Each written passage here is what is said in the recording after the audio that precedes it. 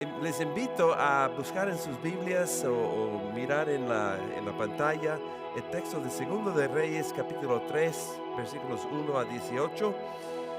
El título del sermón es ¿Acabar o a no cavar?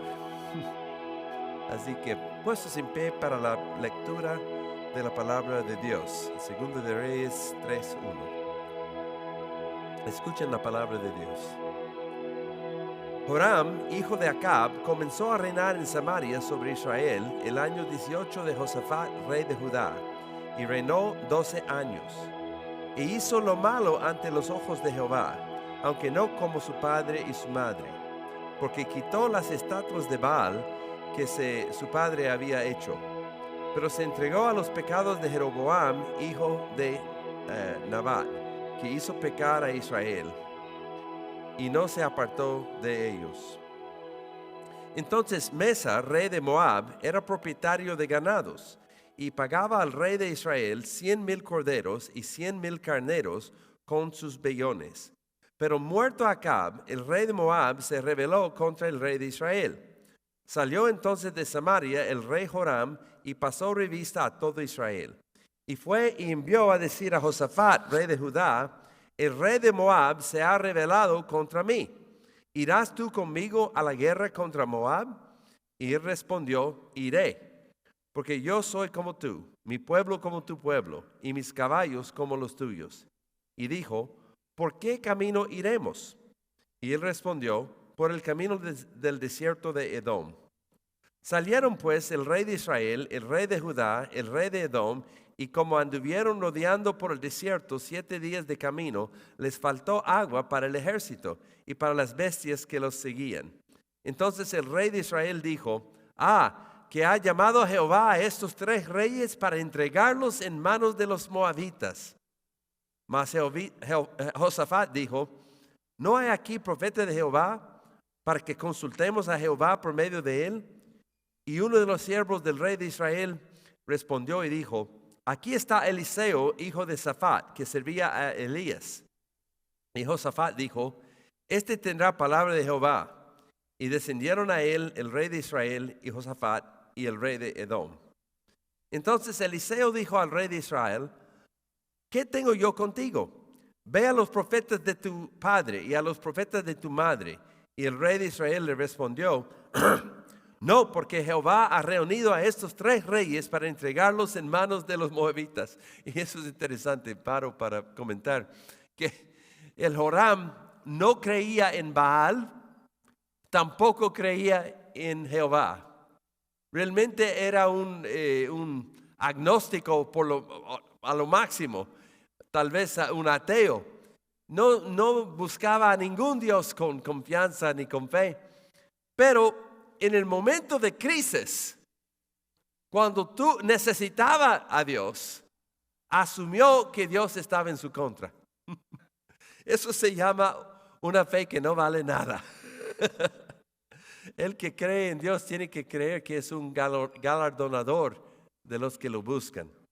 Y pobre de Joram no era ningún creyente genuino. Y Eliseo dijo: vive Jehová de los ejércitos, en cuya presencia estoy, que si no tuviese respeto al rostro de Josafat, rey de Judá, no te mirara a ti, ni te viera. Mas ahora traedme un tañedor. Y mientras el tañedor tocaba, la mano de Jehová vino sobre Eliseo, quien dijo: así ha dicho Jehová: hacer en este valle muchos estanques. Porque Jehová ha dicho así: no veréis viento, ni veréis lluvia, pero este valle será lleno de agua, y beberéis vosotros, y vuestras bestias y vuestros ganados. Y esto es cosa ligera en los ojos de Jehová. Entregará también a los moabitas en vuestras manos. Que el Señor bendiga su palabra a nosotros y que podamos entenderla mejor que nunca. En el nombre de Cristo Jesús, amén. Pueden tomar asiento. Entonces, ustedes recordarán que Acab era el peor rey de toda la historia de Israel, que junto con su esposa Jezebel eran seguidores de Baal. Él creía en Jehová, pero no quiso servir a Jehová. Él quiso servir a Baal. Y recuerden esa ocasión que Elías vino y mató a todos los profetas de Baal y tuvo que ir corriendo porque a pesar de la gran victoria de Jehová frente a Baal, Jezebel no creía en Jehová y quiso matar a Elías. Eran malos, pero murió Acab. Y su hijo Joram tomó el reinado en su lugar. Ahora, obviamente, Joram no era ningún hombre bueno tampoco, porque no tenía una fe sincera en Dios. No realmente buscaba a Dios. Además de eso, dejó los ídolos en Dan y Betel que había puesto Jeroboam y dejó al pueblo de Israel adorar a Jehová en una forma ilegítima. Era un rey malo, pero sí era poderoso.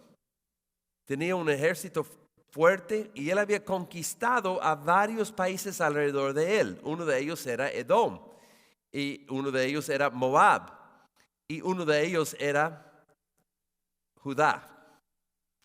Entonces, uno de sus reyes vasallos, los vasallos son los reyes débiles que han sido conquistados por otro rey y por eso pagan tributo, ¿no? Uno de sus vasallos, el rey de Moab, dice, ya no voy a pagar más tributo. No voy a enviar los animales, no voy a enviar los bellos. Ya terminé como vasallo tuyo. Ahora, no le gustó nada eso a Joram, así que buscó al rey de Judá y le dijo, tenemos un pacto. Tú has dicho que yo te protegeré, pero cuando te necesito me prestarás tu ejército. Entonces, ¿estás dispuesto o vas a ser rebelde como él? Porque vas a ser rebelde como él, yo voy a venir y voy a acabar con todos ustedes. Básicamente, el texto no dice eso, pero estoy explicando el contexto. Igualmente, el rey de Edom tiene que ayudar a Joram porque tiene un pacto con él y no quiere ser invadido. Así que los tres ejércitos se unen para ir a castigar al rey de Moab. Pero los tontos deciden ir por el camino del desierto de Edom y se pierden en el camino. Y después de 7 días de andar rodeando en el desierto, se les acaba el agua. Ahora, todos sabemos que un ser humano puede sobrevivir sin agua por 3 días. Y los suministros de agua que habían traído con ellos iban terminando. Y están en la situación de que sus ejércitos van a morirse de sed en medio del desierto. Yo estuve en Israel hace un mes, justo antes de las tragedias, las atrocidades que hemos visto. Pero estuve ahí y les digo que en el mes de septiembre y también en todo el verano, el calor es increíble y uno anda sediento todo el tiempo. Uno tiene que cuidar mucho de tener agua consigo porque vamos buscando sitios bíblicos y todo eso y uno tiene que tener su agua porque uno puede resecarse bastante rápido. Estos pobres están ahí en el desierto y están muriéndose de sed.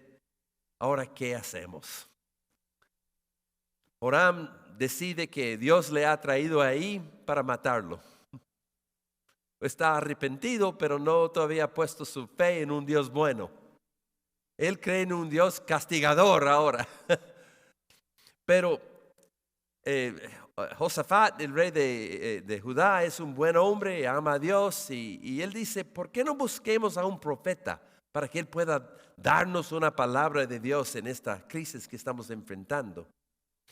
Y un soldado dice, mira, Eliseo está por aquí y él antes servía a Elías, él podrá dar una palabra del Señor. Bien, dice Josafat, y llaman a Eliseo. Eliseo viene y después de insultar a Joram, que era de rigor, tenía que insultarlo porque no tenía ninguna fe en él, no le gustaba para nada. Pero él dice que porque Josafat está aquí, buscaré una palabra del Señor, tráeme un músico. Y los músicos son muy importantes para escuchar del Señor. Todos nosotros hemos disfrutado de linda música hoy. En nuestra alabanza, felicidades al grupo de alabanza aquí, hacen muy bien. Pero buscan un músico, el músico comienza a tocar para Eliseo y ¡pah! Viene la palabra del Señor a Eliseo. Ahora, ¿cuál fue esa palabra que el Señor dio a Eliseo? Dice que deben cavar zanjas o estanques y que el Señor va a llenar esos estanques de agua, pero no va a haber ni lluvia, ni otra forma, no van a ver cómo llegó el agua ahí, pero el agua va a llegar.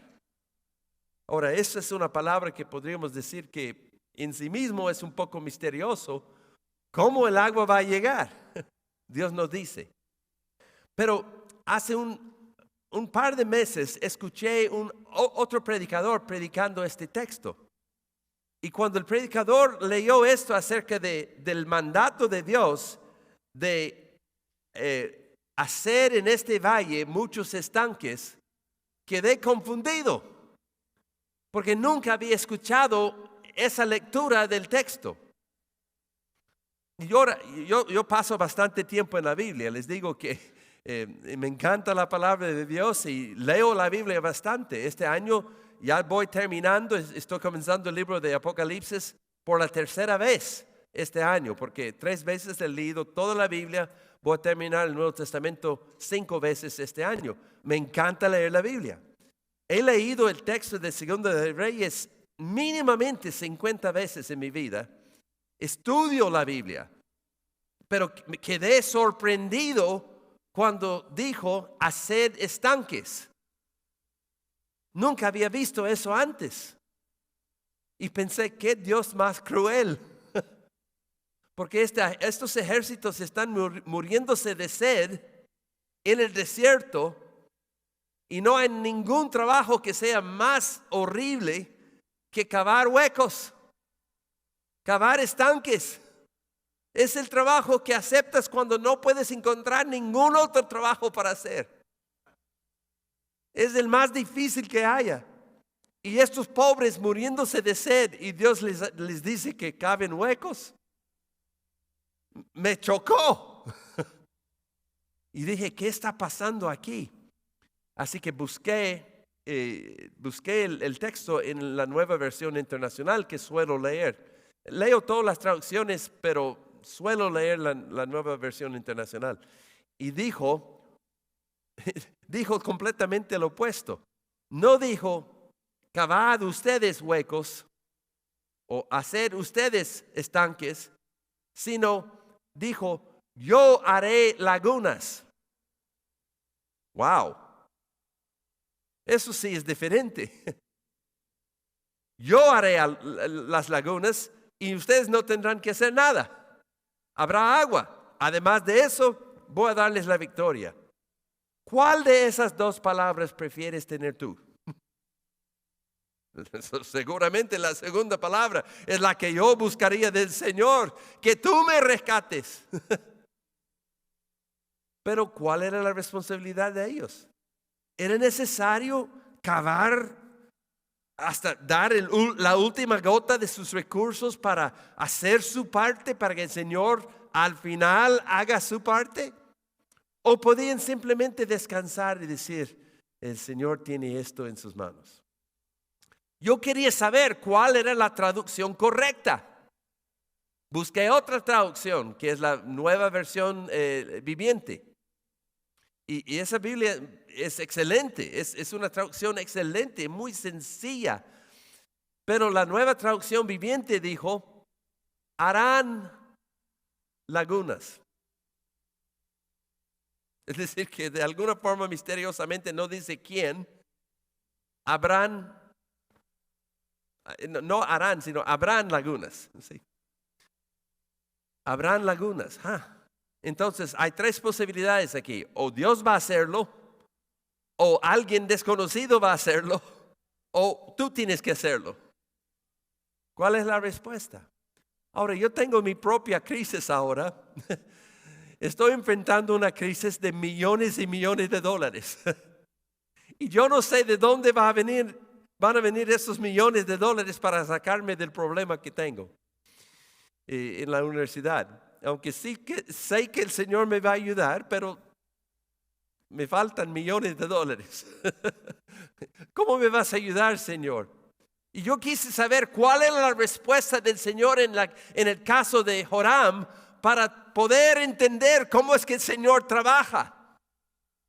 Así que me dije, voy a saberme cómo es esto, cuál es la traducción correcta. Así que pasé al texto hebreo. Sí puedo leer el texto hebreo y busqué y ahí estuvo. Y el texto hebreo dijo algo raro. Dijo precisamente, Asó Hanachal Hase Gebim Gebim, que quiere decir literalmente, hacer este valle zanjas, zanjas. Dije, ¿qué está pasando con el sintaxis del hebreo aquí? Leo las palabras, veo lo que dicen, pero no me tienen sentido. No indican si Dios va a hacer los estanques o si van a aparecer milagrosamente o si los israelitas deberían cavar los huecos de ellos mismos. Entonces me dije, ¿qué quiere decir esto en hebreo? ¿Cuál es el significado de estas palabras? Así que mandé todo esto dentro del culto, porque una vez que vi que el texto era variado, pues dejé de escuchar al predicador. Tenía un problema que tenía que solucionar y sabía que el predicador no iba a ayudarme. Así que mandé un mensaje de texto a un amigo que se graduó del seminario de Fuller y muy bueno es para el hebreo, y le pregunté, ¿qué es la lectura más correcta aquí del hebreo? Contestó y dijo, mira José, es un infinitivo absoluto, puede significar las tres cosas. No se sabe. Gracias por la ayuda.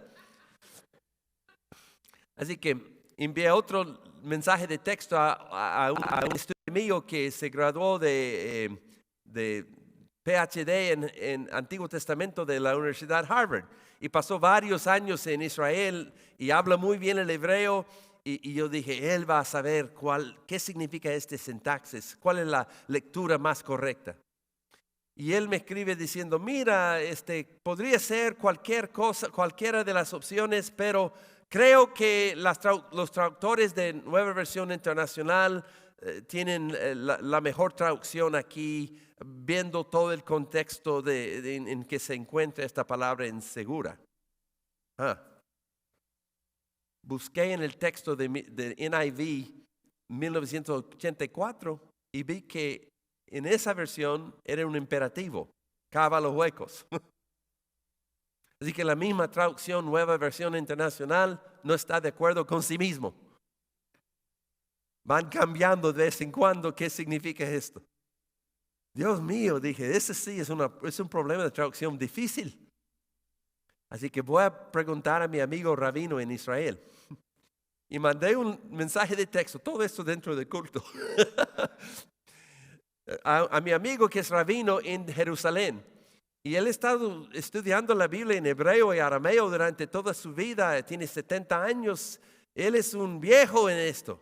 Él debería saber, porque no es cristiano y el Antiguo Testamento es la única escritura que él tiene.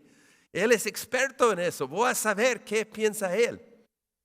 Ahora, pero antes de enviarle el mensaje, dije, voy a ir a la traducción griega, que se llama la Septuaginta, para ver qué decía el texto que Jesús leía. Porque en la iglesia primitiva usaban el texto griego, aunque Jesús sabía usar también el hebreo, pero quería saber qué pensaba la iglesia primitiva. Y esa traducción fue hecha en el 3er siglo antes de Jesucristo, así que no mucho después de la misma profecía. Y esos griegos, esos judíos que hablaban griego eran parlantes nativos de hebreo. Yo pensé, ellos van a saber. Así que busqué en el texto griego. Y el texto en hebreo dijo precisamente un imperativo. Cavan ustedes los huecos. Dije. Bueno, a ver qué dice el rabino. Pregunto al rabino y él dice, mira, si la Septuaginta sí dice que es un imperativo que ellos deben cavar, pero la traducción en arameo del siglo III después de Jesucristo, hecho por judíos en Palestina, dice, habrán lagunas. Así que no están de acuerdo. Pero él dijo que los eruditos judíos del medioevo estaban de acuerdo con la Septuaginta. Pero ahora en las traducciones hebreas están de acuerdo con el Targumim, que es la traducción en arameo. Así que nadie sabe.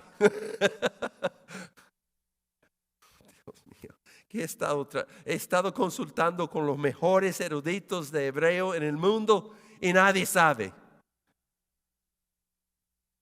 Y pensándolo más, me di cuenta que cuando el profeta recibió esa palabra del Señor, él tampoco sabía. Él tampoco sabía cuál era el significado exacto de la palabra que el Señor le dio para entregar. Y después pensé un poco más. ¿Ustedes en algún momento han recibido una palabra de un profeta? Y el profeta en esa ocasión te dijo exactamente lo que iba a pasar o era un poco ambiguo. Un poco ambiguo, ¿no? Yo he tenido palabras del Señor que se cumplieron exactamente como Él dijo. El Señor puede dar una palabra que es exacta, específica, te da indicación de qué hacer y tú sabes exactamente lo que el Señor quiere. Pero la gran mayoría de palabras del Señor que tú recibes por ti mismo o que un profeta te entregue, tienden a ser un poco ambiguos.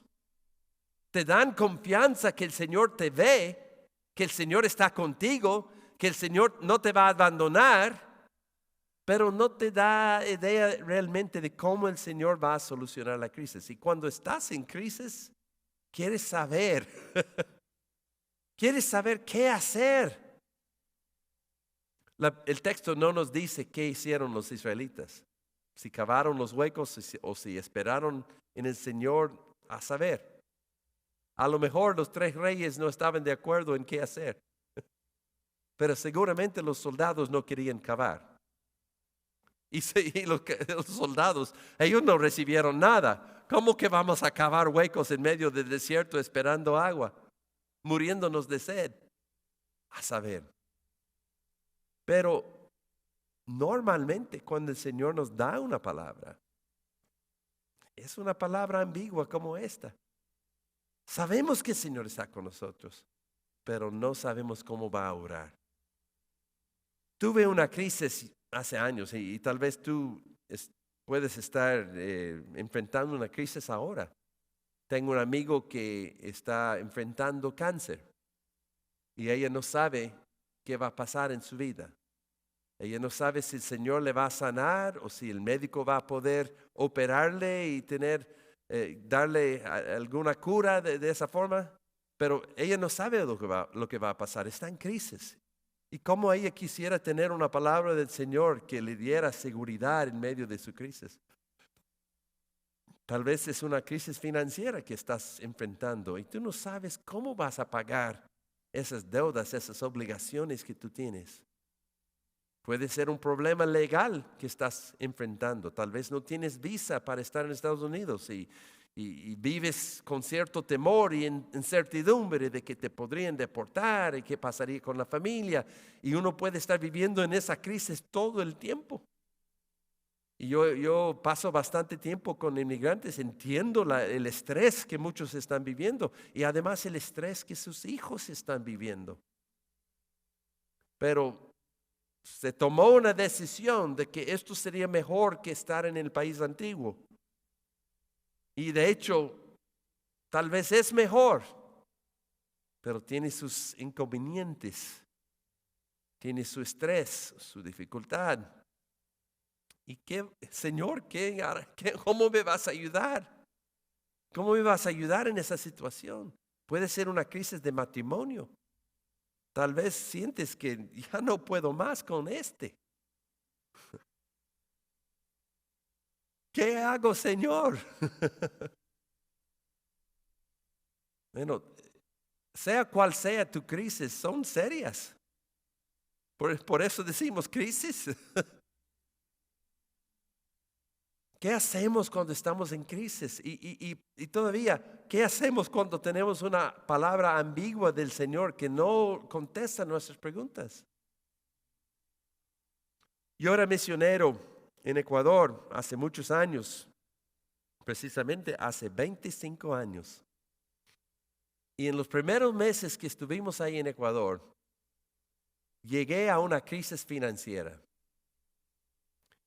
Nosotros habíamos prestado dinero por una cosa y otra, pero llegaron una serie de desastres en nuestra vida que nos endeudó enormemente. En ese tiempo, hace 25 años, tener una deuda de tarjetas de crédito de $27,000 era dinero serio. Tal vez ahora te parece dinero serio, pero nosotros estábamos endeudados y parte de eso era culpa nuestra, pero otra parte no era culpa nuestra. Pero ahí estábamos. Y estando en Ecuador, cuando llegamos como misioneros ahí, obedeciendo al Señor, de repente otra crisis sucedió. Y yo no tenía dinero para pagar las cuentas. Era ya tiempo para el Día de Acción de Gracias y los misioneros iban a un retiro.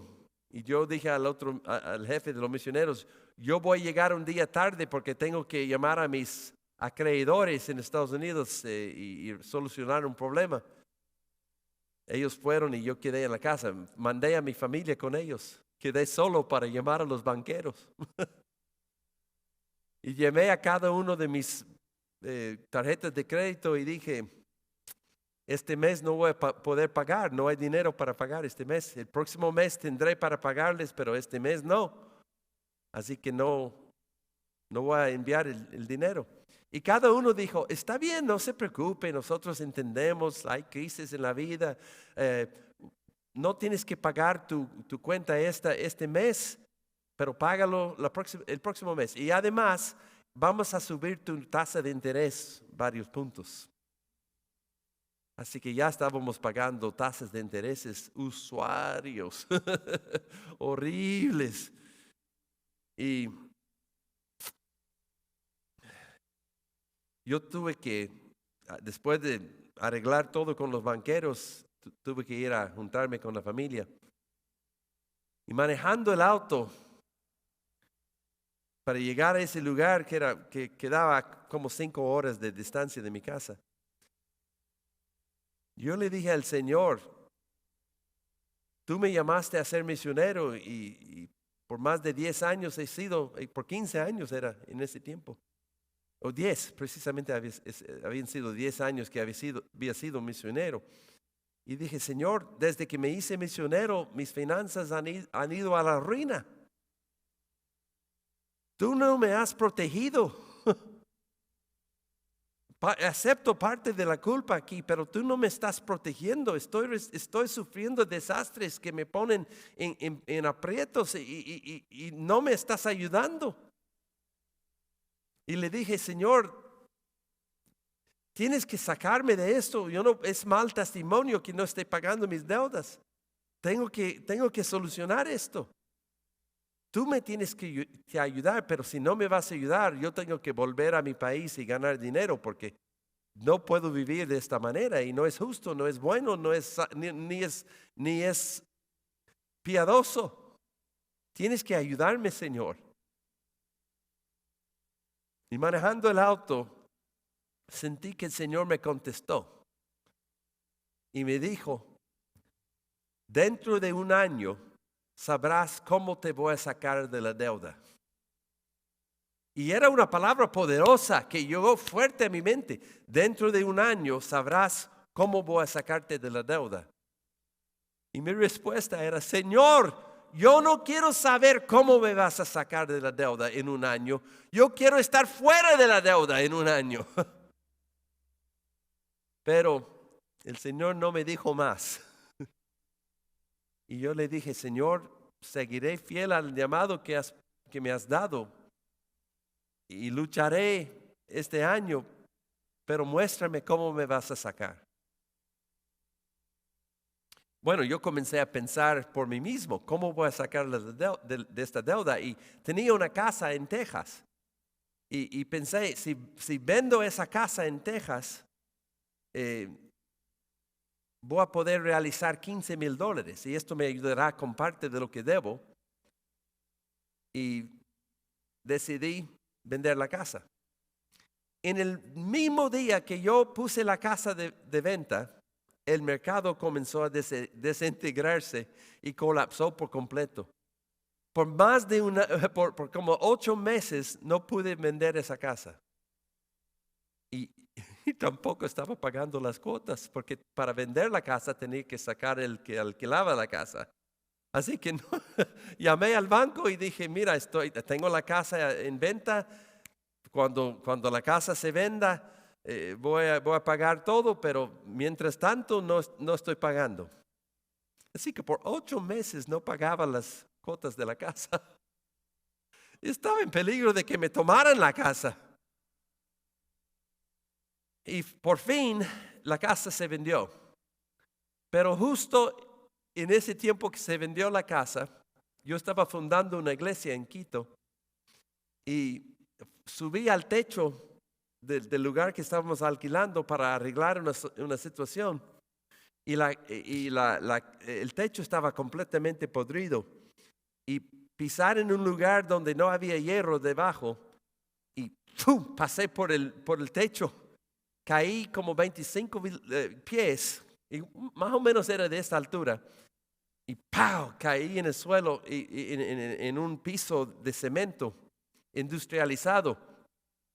Y por algún milagro, que nadie podía entender cómo llegué así, pero por alguna manera llegué a caer en los 2 codos.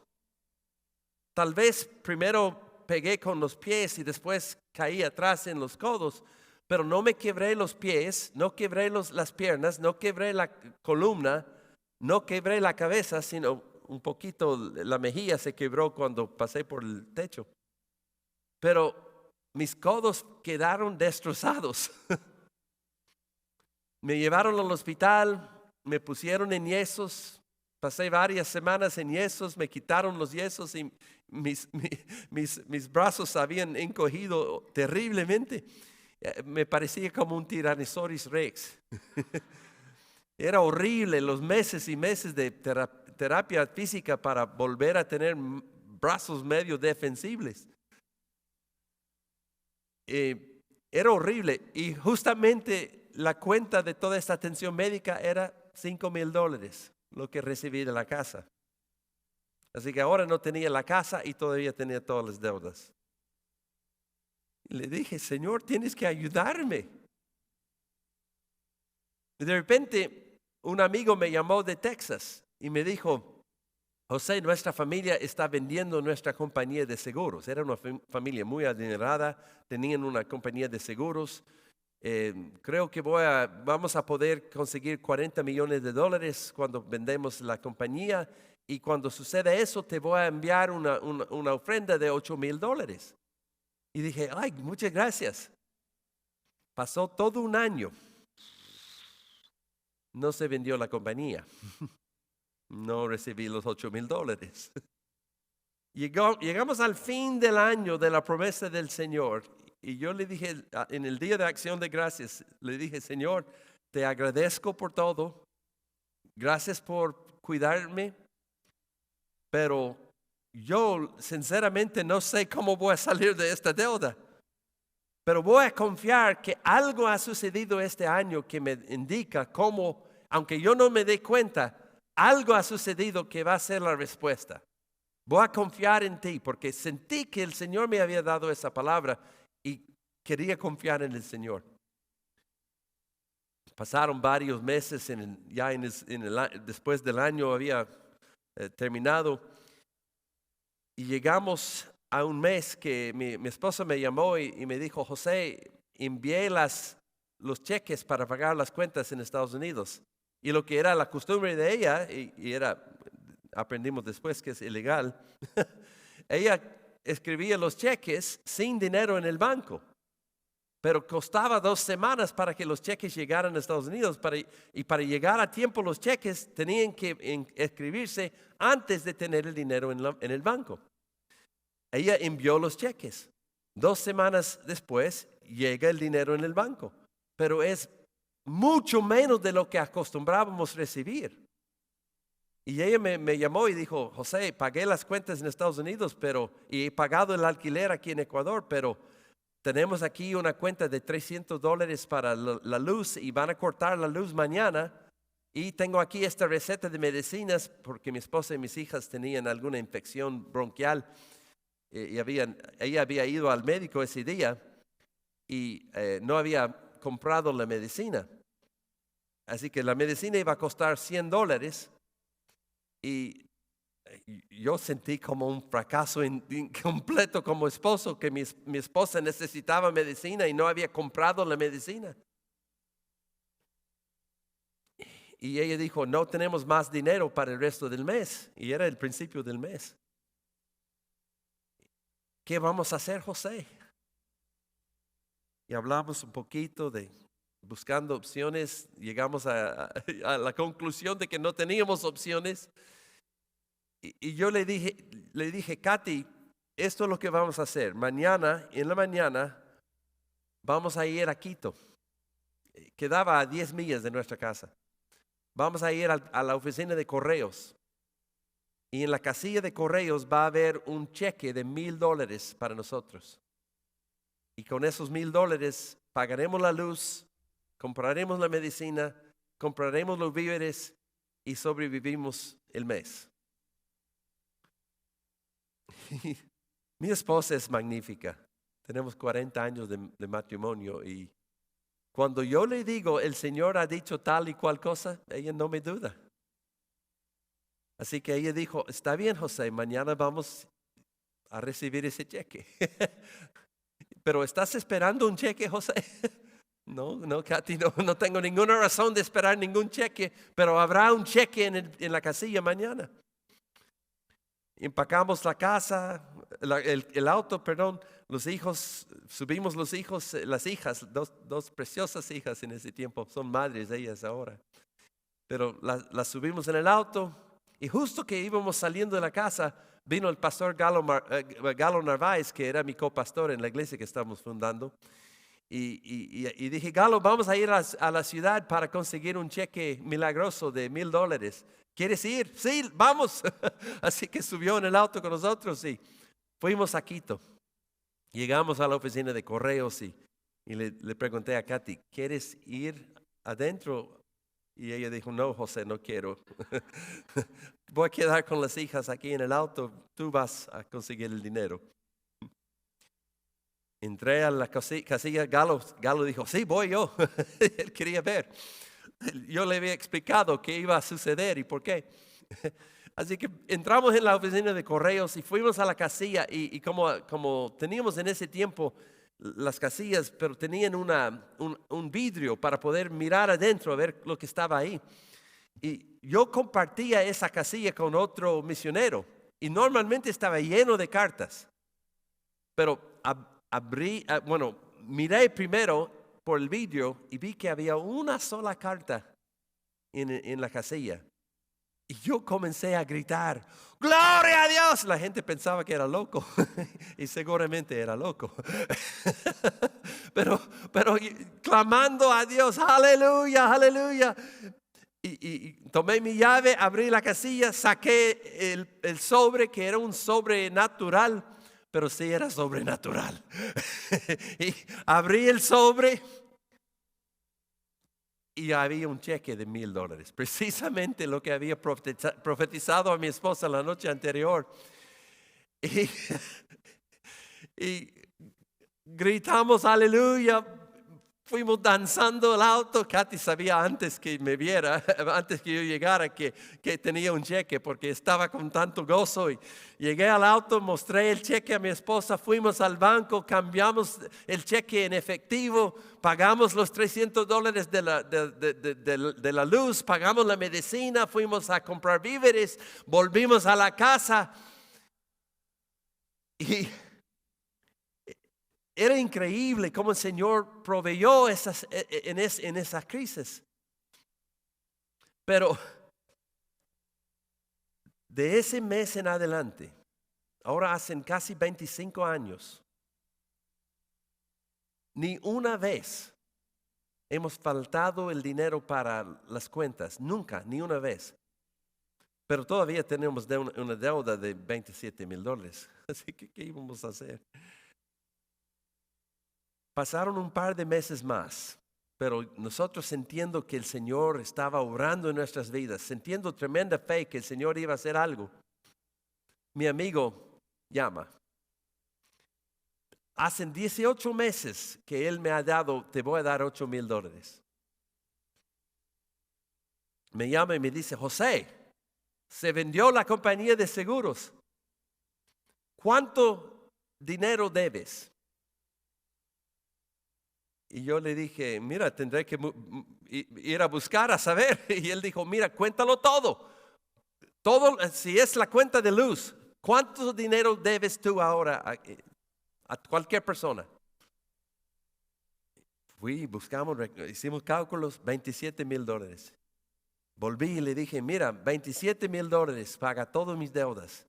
Y él dice, ¿cuál es tu número de cuenta bancaria?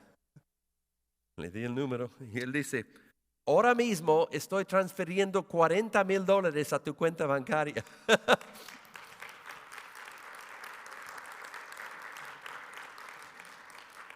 Mantuvimos el sobrante en el banco por largo tiempo y llegó a ser la prima de nuestra casa cuando volvimos a Estados Unidos para tomar el próximo rol que el Señor me dio.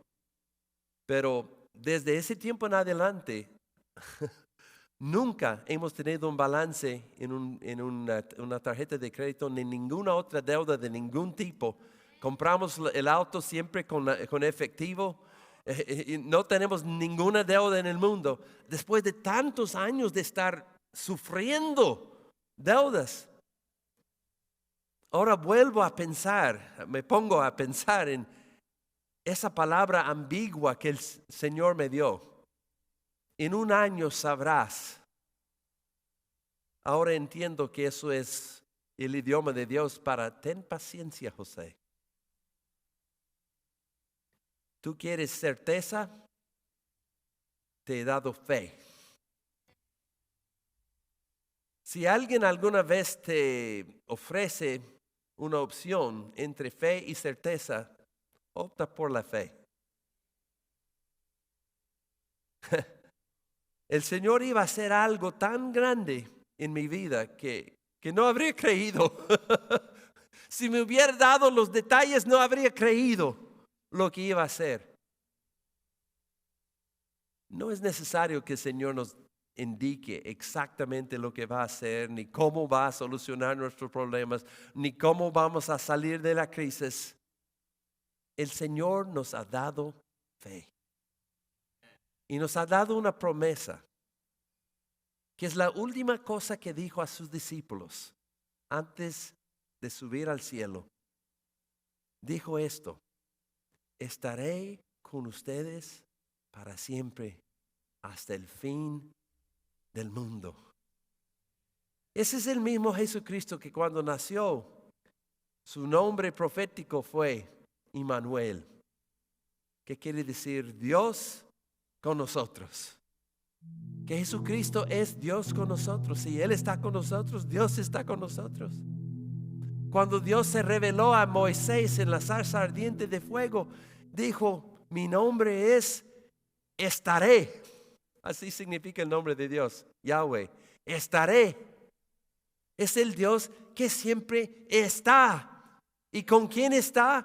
Está con su pueblo. Está siempre con nosotros. Es el nombre de Dios, es el nombre de su Hijo, es su mera naturaleza, es la cosa que nunca Él violará, porque es su esencia de siempre estar con su pueblo. Y no importa que tan terrible sea la crisis que nosotros estemos enfrentando, tenemos la promesa de Dios que Él irá con nosotros, no estaremos solos y Él nos dará respuesta, nos dará la victoria.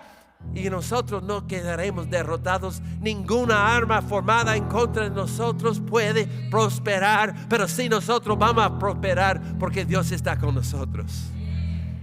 Vamos al Señor. Gracias, Señor, por esta palabra tan segura.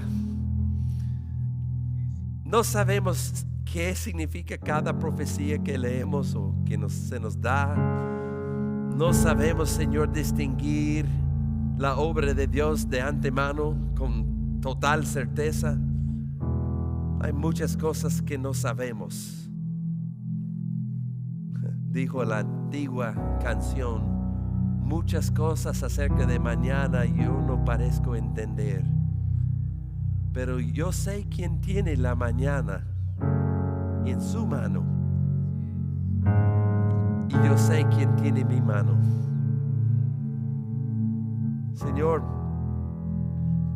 extendemos las manos a ti. Si tú tienes un problema, si estás enfrentando una crisis, extiende tu mano al Señor. Señor, tú que tienes el mañana en tus manos, toma nuestra mano. Tal vez has venido aquí y nunca has dado tu mano al Señor, nunca has entregado tu vida al Señor. Estás enfrentando terrible problema, pero el Señor en este momento está extendiendo su mano a ti. Si no le has dado tu sí,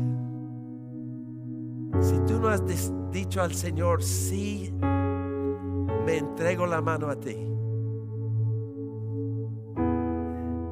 acéptalo en este momento. Dile: sí, Señor, me entrego a ti. Quiero ser tuyo. Quiero que tú tomes control de mi vida. Y yo andaré contigo por el resto de mi vida. Mis pecados no tendrán victoria de mí. Mis problemas no tendrán victoria sobre mí.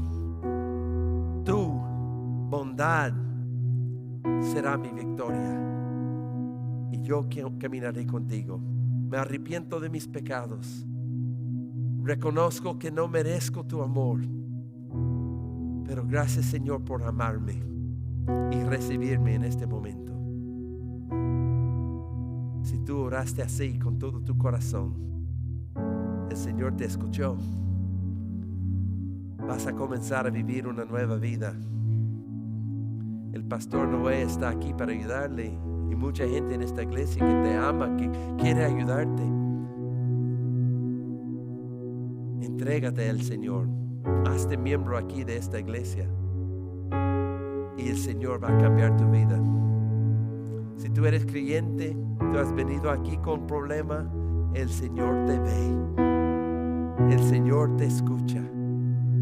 El Señor será suficiente para solucionar tu problema. En el nombre de Cristo Jesús.